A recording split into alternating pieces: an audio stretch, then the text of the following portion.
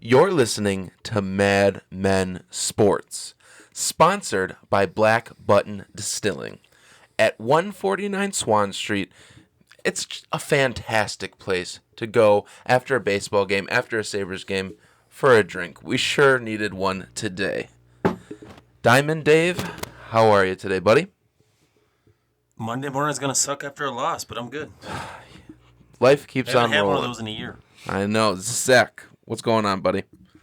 Not too much, another day, another day. Another day. Just another day today. Could have been something special. It could have been, and it almost was. It almost was, but we'll get to that in a little bit. No big deal there. Guys, we're going to be a little harsh on them today.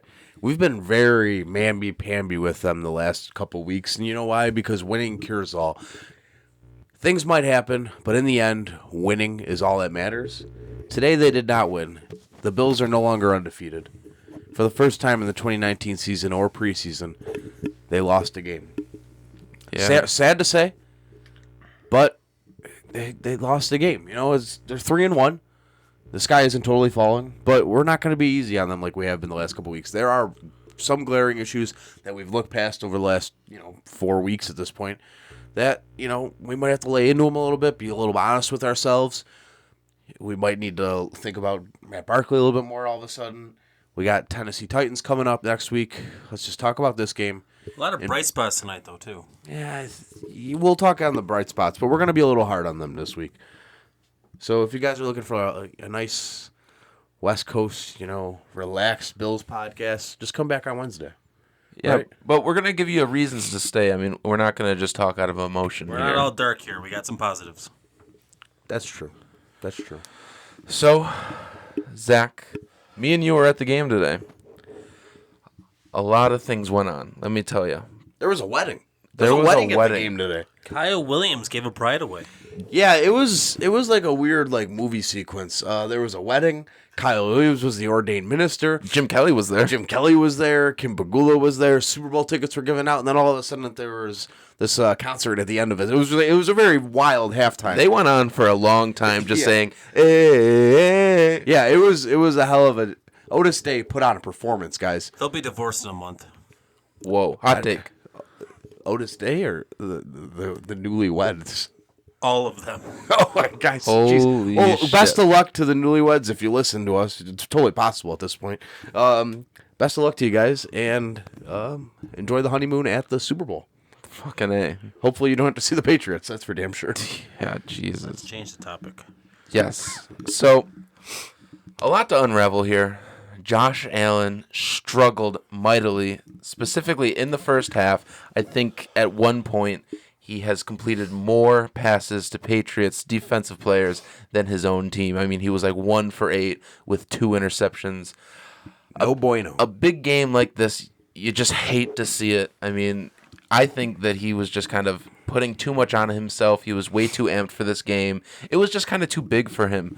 The first 3 weeks were not so much formidable opponents.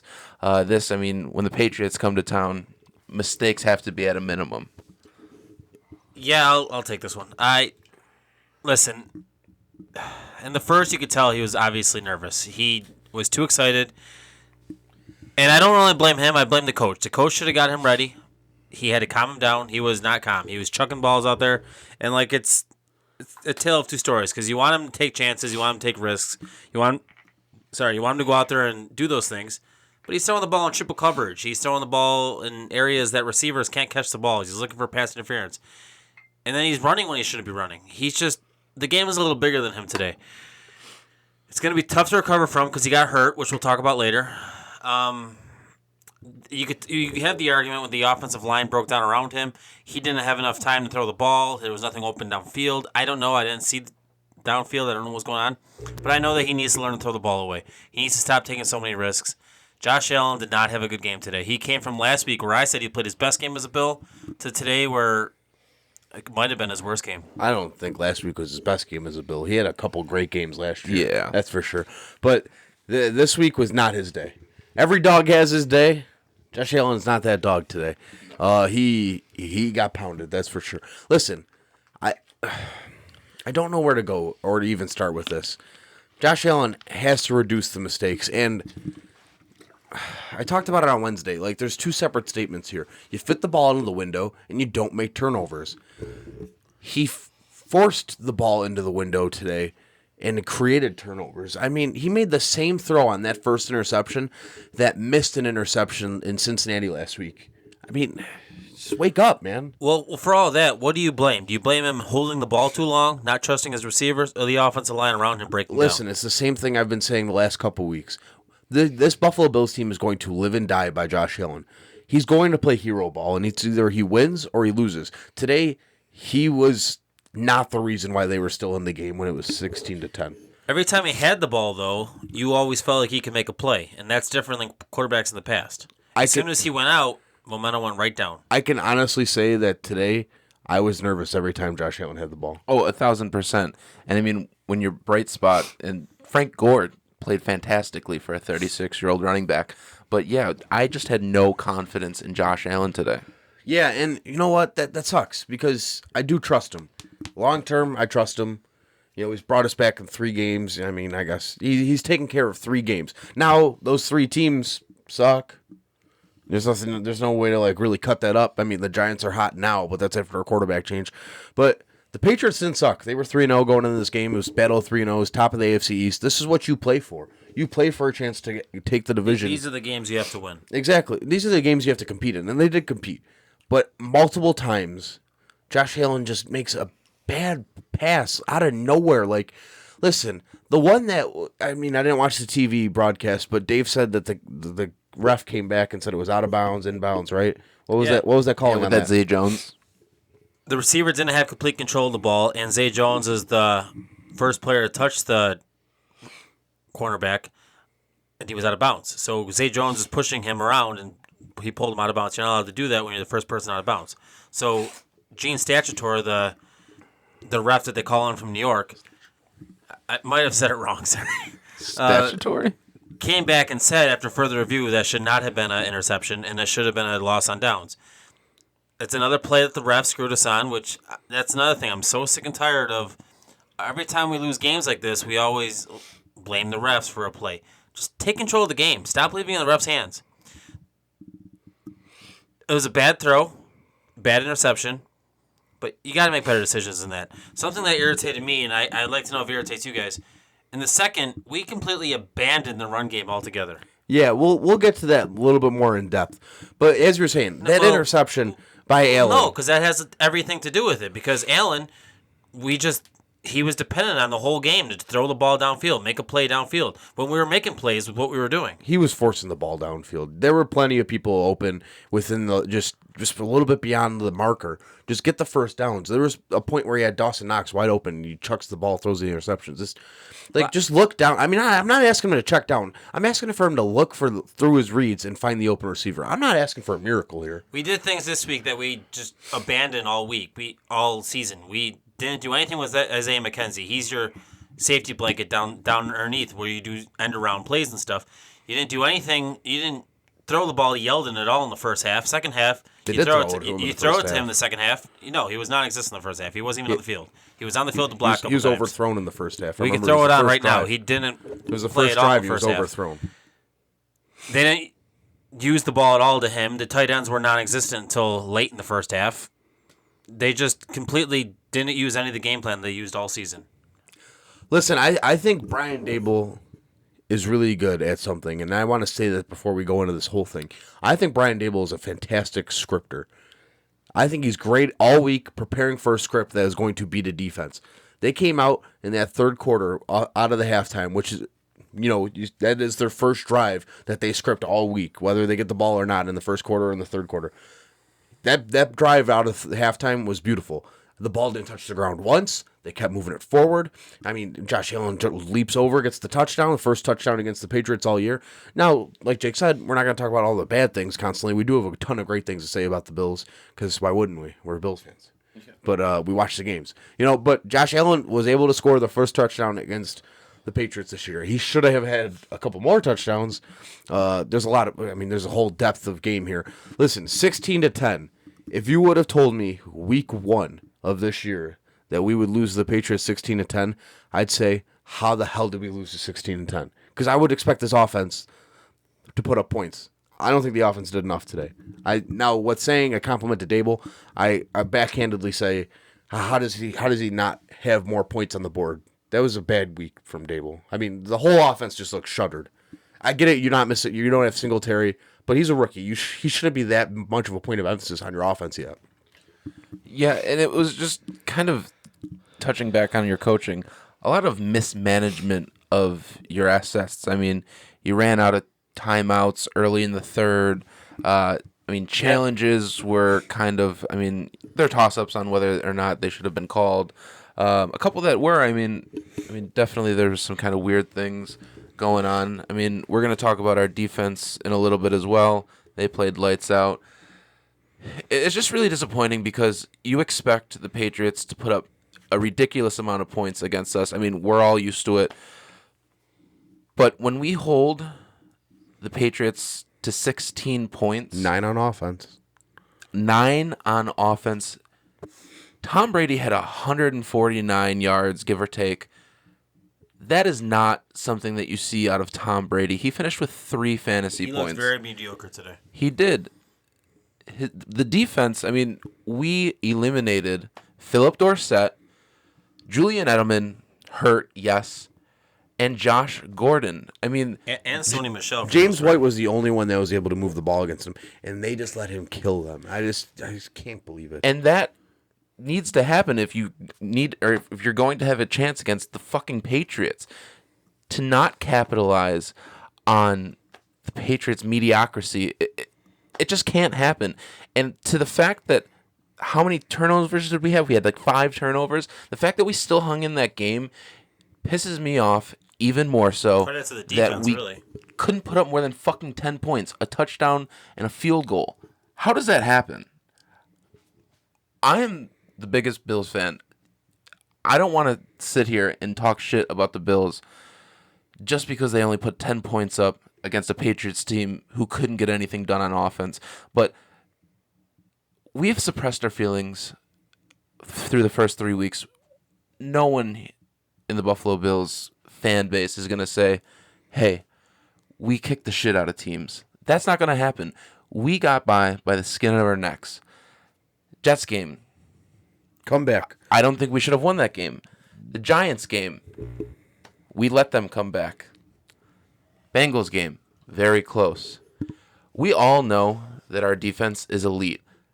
Top 3, if that. I would say they're number 1. Perfect. I saw the Patriots defense today. I don't think they're any better than our defense. I think our defense is much better. But a bright spot for this team is to know we have potential. We are on the cusps of being something special. Josh Allen just needs to stop playing hero ball, settle down, be the NFL quarterback, the franchise quarterback that we need, and make smart plays, push the ball downfield when it's warranted, and not be afraid to throw the ball away or check it down to TJ Yeldon, which today in the second half played fantastically, or check it down to Dawson Knox, who's been making plays the past 2 weeks. I'm sick and tired of just seeing this shit. We know what Josh Allen is. He is a very exciting quarterback who was raw coming out of college, who definitely seems to be a little more accurate in the short and intermediate throws than we gave him credit for when he came out of college. Just settle down, Josh. Settle down. Make some plays. Get a fucking dub. Yeah, it kind of shows his inexperience today, too, because he was out there trying to play hero ball. He was trying to make an amazing play at every chance he had. He threw the ball in triple coverage almost every single time. It was not good for the team, and it gave us 3 turnovers at critical points in the game. It just leaves me scratching my head because so many times we've been blown out by the Patriots. And you let one slide. Is this team doomed? No. I have a lot of faith. We have a very favorable schedule. So hey, we're 3-1. It's not the end of the world. We play the Tennessee Titans. We have our bye week, and then Miami. I don't think that's it. Pretty difficult. Well, let's focus on Tennessee. But yeah, our defense is still elite. Our defense is still very good. Our defense, Frank Gore is still very good. There's still a lot of positives on this team. We just got to get the guy in center under control. He's got to calm down. He's got to take the game for what it is. Listen, for years, I've said there's only one thing that matters in football. It's the quarterback. We saw it in the Patriots for, 22 years now? However long Tom Brady's here. I mean, they even had Drew Bledsoe before him. Only thing that matters is quarterback. If you have a good quarterback, you can move this team anywhere you want. First 3 weeks of the year, we had a quarterback that was able to win games. Today, they had a team that was able to keep them in a game no matter what. The quarterback was the only person that could have won that game for them. 100%. Does anyone here disagree that if a quarterback just didn't turn over the ball, maybe got the ball down the field a little bit easier, that they win this game? 1,000%. I mean, you turn half of those interceptions into field goal drives, you win the game. I mean, you throw arid passes, unwarranted passes, trying to fit it in a small window when you have other reads to go to. I mean, you're really going to have a tough time winning a football game. You just got to be smarter with the football, take the field goals or touchdowns. I mean, I'm not here to say that we're only limiting ourselves to field goals here, but ball security is key. You got to put points up against a team like the Patriots. Listen, More than 10 points. I sat here on Wednesday and I said if the Bills score 21 points, they win this game. And you guys maybe not believe me, but they needed 21 points today and they didn't get it. They needed to make that field goal. I don't care if it was 50 yards. You need a kicker in the NFL that can make a 50-yard field goal before halftime. They moved the ball down the field when no one thought they would. They got the first field goal. They were moving the ball down. They needed to make another field goal. I don't want to get this far ahead in the podcast, but that 3rd and 1 when Matt Barkley was in, and you're on the 1-yard line, you have the number 1 highest paid center in the league. Get behind his ass and follow him. Like, the guy across the field literally patented the quarterback sneak, for crying out loud. I mean, not for real, but I mean, he might as well have, because he doesn't miss on those. Get your backup quarterback behind your number 1 paid center and push the pile 3 feet into the end zone. It's not hard. That wins the game if you do that. Why are you taking the ball, turning around, and giving it to a guy that is on the 3-yard line to be tackled for at a loss of 3 yards to make yourself 4-3, and then not even try to kick a field goal because you ended up getting the ball back at the end anyways. So it worked out. Well, that example right there is why you were wrong with Dable. Dable needs to take a lot of the credit for the loss today. His play calling was just out of nowhere. He didn't follow any of the play calls that he did the first 3 weeks. I wasn't wrong with Dable. I said that he was a good scripter. He was taking too many risks today. He just got away from the football game that he used to play, that he played the last 3 weeks. I don't know what the hell they were doing today. With all the chances to Zay Jones down the field, all the chances down the field when they weren't needed. You want Allen to take more risks, but he was not ready for this game today. They had 3 too many wide receiver screens, and they didn't work any of the times. You just took it, ran it. My favorite play today was honestly my favorite play that doesn't matter is the John Brown throw. I mean, anytime you're willing to risk it, and that play almost worked. John Brown almost threw a touchdown to T.J. Yeldon. What more do you want there? I mean, yeah. The starting quarterback goes out. You need to open up your playbook, get deep. You need to win this game. Absolutely. You go 4-0. You're number 1 in the division. You have 2 divisional wins at that point. You need to win this game. Now they have a huge mountain to climb if they even want to think about winning this division, which they're still very far away from. They got to win the next game, from crying out loud. They got to win the AFC games. Yeah, and let's talk about Josh Allen's injury. I mean, Dave has been very vocal on the fact that Josh Allen shouldn't be taking these unnecessary hits, and we saw it today. Yes, it was a horrible play. Josh Allen got knocked the fuck out, for lack of a better term. Yeah, that was scary. That just can't happen. I mean, I understand it's 3rd and 8, a pivotal point of the game. You need those yards. I mean, there's no doubt about it. Josh needed to make a play there. But that dirty hit on Josh Allen knocked him out. He was out cold. How does that happen, and how does the league still justify that hit? The fact that he wasn't ejected from the game or whatever, that's a separate story. But the fact that the offsetting penalties, that is pathetic and disgusting. The NFL has to fix it. Just like in hockey, if someone touches your goalie, you attack him. If someone touches your quarterback, you also attack him, which is what caused us to get a penalty. The penalty that the Patriots did was before the whistle was blown. Our penalty was after the whistle. They have to fix it. That's a shame on the NFL. And that's ridiculous because of that, Josh Allen got hurt for no reason. They canceled out the ball play. back. Yeah, they moved it out. And they didn't even up converting on third down. So what's the point? The only punishment is we lost a quarterback for that. For maybe a play 3 that weeks. didn't even show up in the stat sheet. We lost our quarterback for the next 3 weeks at least. I mean, Derek Anderson's still in the concussion protocol for fuck's sake. Jesus, yeah. I mean, listen, those plays can't just happen. You can't just let that happen and have an offsetting penalty because of after whistle activity. That's going to happen. You let someone hit someone like that, I'm going to have a 350-pound lineman get in his face and throw him around. That's not okay. I'm sure he'll be fine, but that's not good enough. No, it's ridiculous. A fine doesn't bring a quarterback back. Listen, the NFL wants to talk about concussion protocols, CTE training post and during career. They want to talk about protecting the quarterback, making it a quarterback-friendly league. Then you let that shit happen.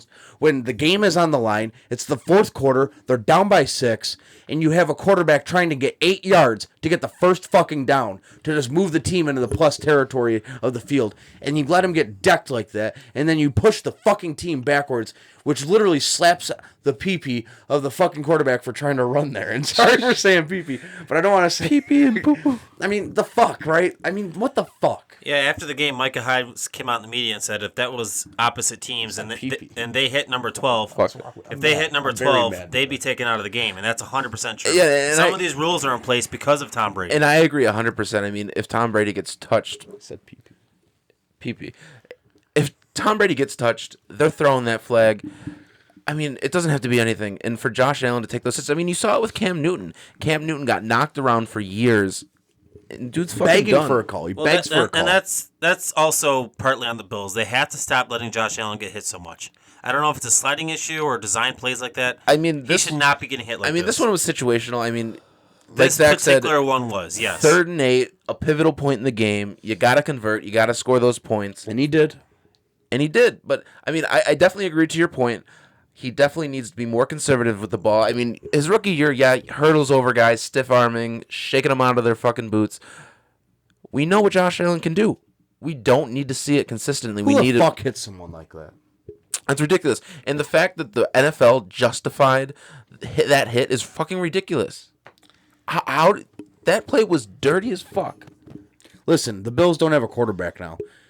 I do trust Matt Barkley overall, but the fact that they lost their starting number one, I'm not going to call him a rookie, but they lost their young quarterback, brand new in the league, due to a hit that the NFL is trying to eliminate from the game, and the NFL comes out and justifies it, is just beyond fucking ludicrous. Yeah, that's why I'm mad Rodney to Harrison on the the Postgame. NBC show said quarterbacks like that need to learn how to slide. It wasn't a sliding situation. He was already on the ground. He got hit. Yeah, his forward progress was stopped. There is no fair game on that. It is not hunting season when someone's forward progress is stopped. Exactly. Imagine doing that to anyone else in the league. There's been several teams. I remember last year the Jets against Patriots. They hit Brady when he was off. They hit him out of bounds. That player was ejected from the game. Yeah, and I've seen a lot of people ejected for a lot less. Exactly. And, I mean, it's not like he was the first person to make contact with Josh Allen. Josh Allen was already wrapped up and going to the ground. Well, that's where the NFL, they have to blow the whistle. I mean, no, it's a bang-bang play, but, I mean, he intentionally rammed his head into him. I mean, same time, you're going to run like that, then you're also going to get hit. So it's kind of a give and take there. But helmet to helmet's a completely different ball game. It's definitely not Josh Allen's fault that he got hit like that. 1,000%. He needs 8 yards. He's This not going to time is slide not his down. fault. He's not going to slide down and risk it. Risk not getting the first down because he needs that. Maybe fall forward. I don't even know how that works. He stopped. Blow the whistle. Why is it teeing off season when that happens? He got sacked 5 times today. So, like I said earlier, is it him not getting rid of the ball, or is it the offensive line breaking down? Yes. It's definitely a combination of both. The offensive line has not looked good. The run blocking has. That's about it. And then we abandoned that halfway through the game. I mean, we're all aware that Bill Belichick likes to confuse young quarterbacks with their blitz packages. I mean, me and Zach sit next to each other at Bills games, and there's like, oh my God, they're sending the whole team. And then, I mean, 4 rush, and the rest go back into coverage. So, I mean, it is confusing for young quarterbacks, but you're right. The offensive line needs to nut up and protect your quarterback. Also, Josh Allen's running around playing that hero ball too. So, I mean, there's got to be someone open out there. He's got to find the open receiver. Listen, credit to the Patriots secondary. They're fast. They can hang with anyone. I think John Brown did a great job today breaking off of his route quick on his slam patterns, breaking away from Stephon Gilmore. I think that Cole Beasley did a great job of being open when he needed to be open. Dawson Knox had a great catch before halftime that set him up in what should have been field goal position, but what can you do? You know, what can you do after the play? But, I mean, listen, the offense got these guys during the offseason. All three guys I just mentioned weren't on this team last year.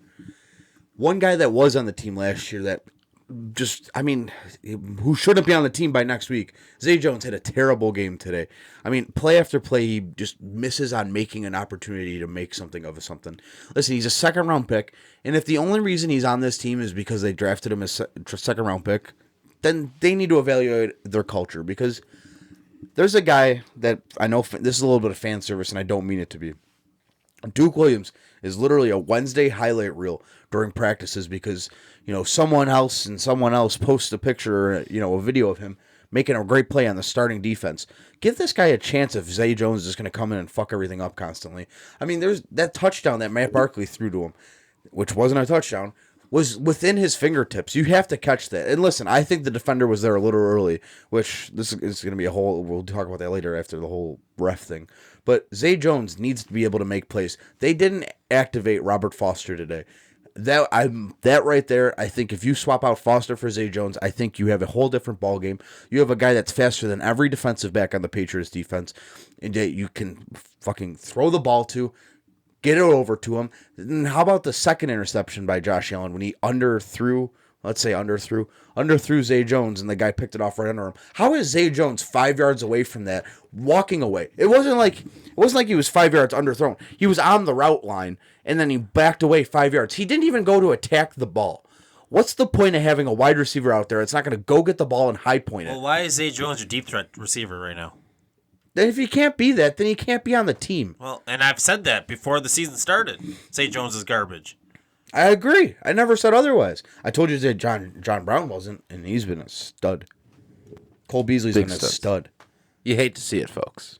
Yeah, I mean, it's time to end the Zay Jones experiment. And listen, I don't think they'll actually do it because they love this guy. They're big culture people. Whatever. They need to have playmakers out there, especially if Josh Allen's going to be running around like a chicken with his head cut off. Those broken plays is what made Robert Foster a household name. I mean, maybe he's not a household name in Buffalo last season. You got to have him on the roster. You got to have him in plays. You got to have him on the field. It's just that plain and simple. Well, he's also got to be healthy. He was battling an injury. Yeah, I get that, but also they haven't used him all season, so I can't blame it on one game. It's the same thing. Like I was saying, there's no consistency. They didn't use McKenzie at all today. They had Andre Roberts out there, didn't use him. They didn't use Yeldon until the second half. It was literally just the Frank Gore show, which was fine because he looked good. There's no consistency at all. They're all over the place. That catch by Dawson Knox, though. Catch on Dawson Knox was very good, very nice. But like you have Sweeney too. Why is Lee Smith out? At several parts of the game today, you had Lee Smith and DeMarco out there who pretty much played the same penalties position. A little bit. I like that. 4 penalties for Lee Smith. Take this guy out of the freaking. I'm trying not to swear. Freaking game. I'm so sick of. I know you love him. That's my dad. I don't know why you love him. He's not good. He's not allowed to Thanksgiving. He's just not good. my dad. He doesn't Lee do Smith anything to contribute. What he does is he's the enforcer. He's like the Rob Ray of the offense, and we don't need that right now. Listen, I think he's great on goal line blocking. Have him in there for nothing else but. Literally, he had 4 penalties out of the Bills' maybe 6 total penalties, I think, after the play. You're telling me Sweeney can't do his role right now? Who's not doing anything? Who's looked good in training camp? Sweeney's on the active roster. When it comes to run blocking, Lee Smith's unmatched on the roster. There's nothing you can do about that. But only have him out there for those plays. Don't make him a liability. He was out wide most of the time today. Exactly. Don't have him out there for any other reason. Again, no consistency on the offensive play calling, just all over the place. And speaking about inconsistencies, defensive pass interference is nothing anymore. I don't believe it exists. I've heard of it. I've seen it happen in primetime games. What did I ask you before? Why is Nisek and Cody Ford? Why are they constantly switching? What sense does that make? Not it's sure. No chemistry at all. But in regards to the penalties, pass interference, how Sean McDermott challenged the pass interference, which you're allowed to do this year. It's new this season. How is the tight end from the Patriots able to go off of his route, turn, trip a guy, follow away and looking at him, and then watch him go to the ground, and there's no penalty there. They discussed that on TV. He didn't trip him. It Oh, looked, yes, it looked he like it. He did not trip him. They did not make contact. They looked at it like 15 times. There was no contact at all. And maybe I'm wrong on that. Levi Wallace tripped on his own feet. It got damn close to it. As a quick correction on that. He did not trip him. Listen, I don't think McDermott would have challenged it if it wasn't too close to call. That was a shitty play. And listen, the Patriots do those pick plays within 5 yards, but the guy literally went off of his route to get in his way, scare him into falling, whatever it was. That's just a play that you can't fucking have. It's allowed. Yeah, okay, it's allowed. But you have to be able to recover from that. I don't know if there's something that... This is for the NFL, the whole NFL. I don't know if you need to do like how basketball has switches on screens. You switch on screens in the NFL. How hard would that be, honestly? I mean, stop on a dime, turn and go run with the guy. Yeah, you're changing a lot of momentum really quick, though. 100%. I totally get it. Maybe I'm just I'm betting scratch my straws here. Maybe we should be doing things like that. Something they're doing is working. Yeah, I mean, I don't want to sit here and just bitch about Patriots did this. Why didn't the refs call it? They're doing something that's working. Yeah, I mean, but from the quarterback throwing the ball to the wrong team and the offensive line really not giving him much of a help there, the Bills have been getting very, they're opportunists the last 3 weeks. Today, their opportunity was kind of ran out, especially in offense. They went up against a really good defense, and they got stifled to a degree. They almost had like 400-something yards. I mean, they were moving the ball through the air. I mean, Matt Barkley came in and got 127 passing yards. I mean, I think Josh Allen had 156 passing yards. That together, they're in like the mid-high 50. I mean, they put up yards against this so-called they found great holes defense. in this Patriots defense for sure. But they couldn't capitalize, and that's where the game matters in the scoreboard. Like we've been saying, they don't ask how, they ask how many. Exactly. The Patriots got one today. And just to specify, of course, would you say that the interceptions, as there were many, were more a result of the Patriots defense or lack of execution by the Bills quarterbacks? Because there's so much talk about the Patriots defense being the number one in the league. I mean, you're playing shitty teams, whatever.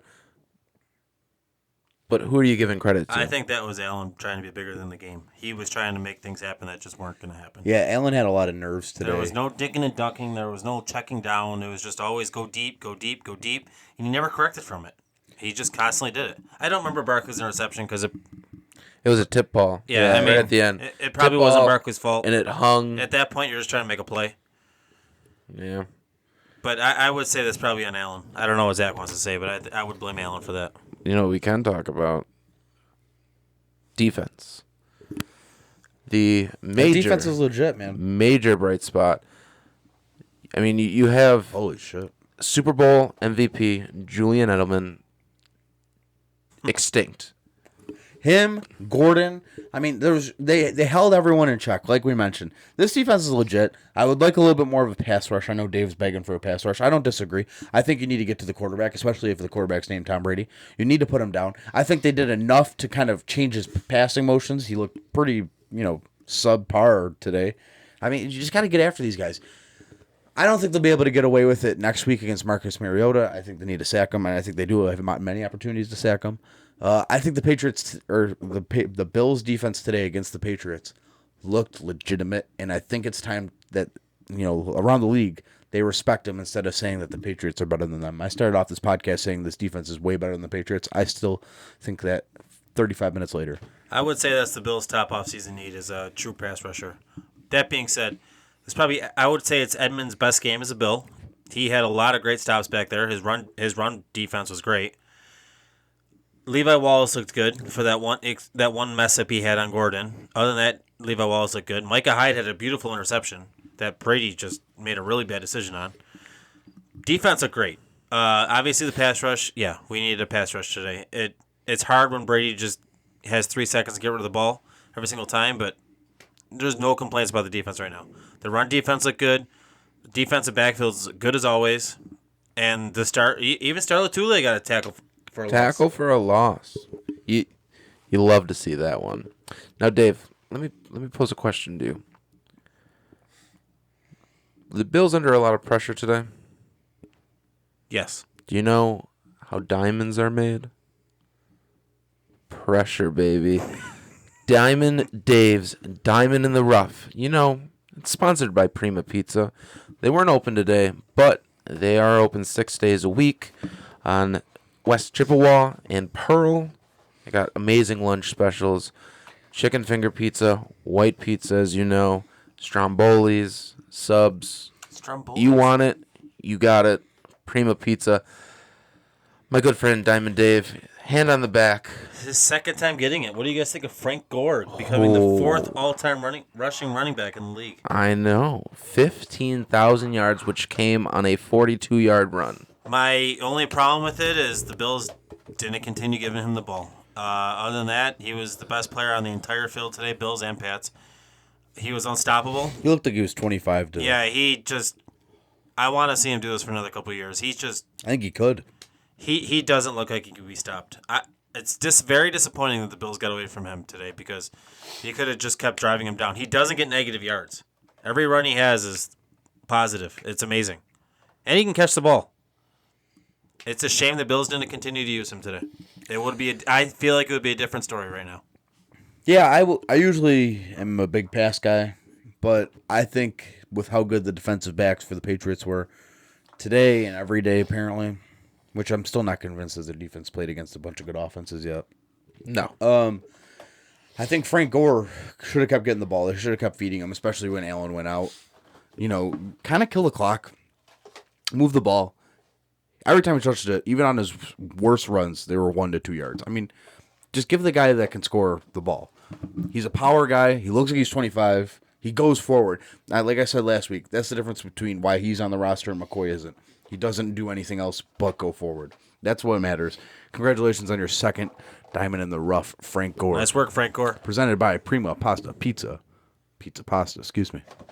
It's Corner all of great. West Chippewa and Pearl. So let me ask you guys something real quick. How long do you think Allen's out for? 3 weeks. He'll be back for Miami. I think he'll be back after the bye. And, guys, Patriots week is done. We can look forward. Stressful week. Stressful week. Bills fans, there's still that light at the end of the tunnel. They're only 3-1, guys. 3-1, relax. baby. It's not the end of the world. We know we got Still have Miami toys. a little wild, guys, but Yeah, we're at least getting 5 wins, you know? Jeez. thank you for sticking with us. Wednesday, we'll have our pregame podcast for the Tennessee Titans. Be on the lookout for that. Subscribe to us on YouTube. Smash that like button. Questions and comments. Spotify, iTunes, Facebook, Instagram, Twitter. You know the deal. Ladies and gentlemen, you have a fantastic night. Go have Bills. a great work week. Hey, Go Bills. guys, I know Mondays are tough when the Bills lose. Just keep going. We'll be back on Wednesday. We'll be back.